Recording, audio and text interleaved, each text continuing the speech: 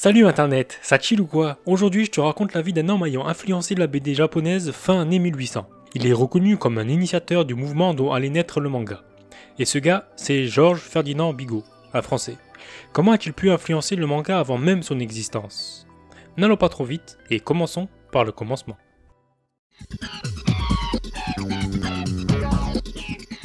Georges Ferdinand Bigot est né en 1860 à Paris. Très tôt, il apprécie le dessin. Un peu comme tous les gosses de cet âge-là, tu me diras. Sauf que lui, il persiste vraiment dans ce domaine. Il veut même en vivre. En plus, la mode de l'époque, c'est le japonisme, qui est un mouvement artistique inspiré par l'art japonais, notamment les romans et toute forme de dessin, comme les esquisses par exemple. Georges, alors âgé de 12 ans, est admis aux Beaux-Arts. Et c'est ici qu'il fait la rencontre de Félix Buot, une grosse pointure dans le milieu de la peinture. Il rencontre aussi un collectionneur et un autre gars spécialisé dans l'art nippon. Du genre curieux, Bigot s'y intéresse. Puis à la fin de son parcours scolaire, il se met à travailler comme un illustrateur pour le journal Le Monde Parisien. Ouais, ce mec c'est pas n'importe qui. Et dans la même période, Georges participe aux illustrations de Nana, un roman du grand Émile Zola. Ouais, ce mec c'est pas n'importe qui, mais je crois te l'avoir déjà dit. Il travaille dans le but de voyager, au Japon, comme tu t'en doutes. Puis en 82, ses pieds touchent enfin le Japon. Dès son arrivée, Georges apprend le japonais, entre deux melons de panne, ainsi que la peinture traditionnelle.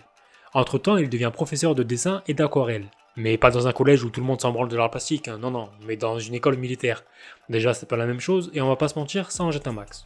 Les années passent et Bigot devient un japonais. Vraiment. Il se met à porter des kimonos, à s'intéresser au théâtre kabuki, et apprend même le shamisen.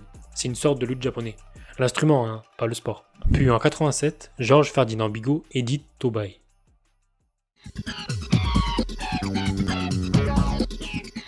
Tobai est un journal satirique qui se moque de l'occidentalisation et de la modernisation au Japon.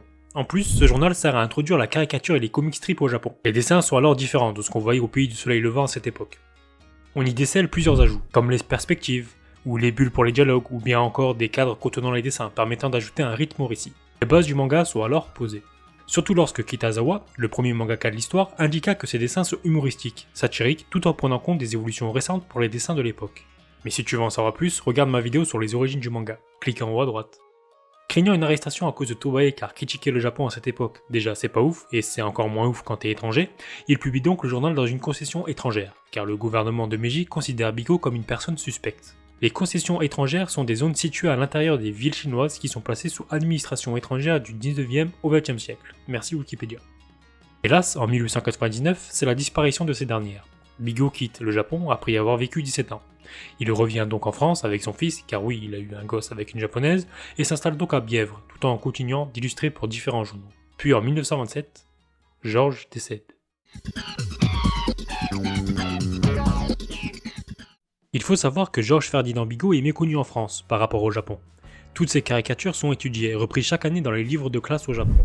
L'œuvre de Bigot est précieuse pour ceux voulant connaître les mœurs du Japon à l'ère Meiji.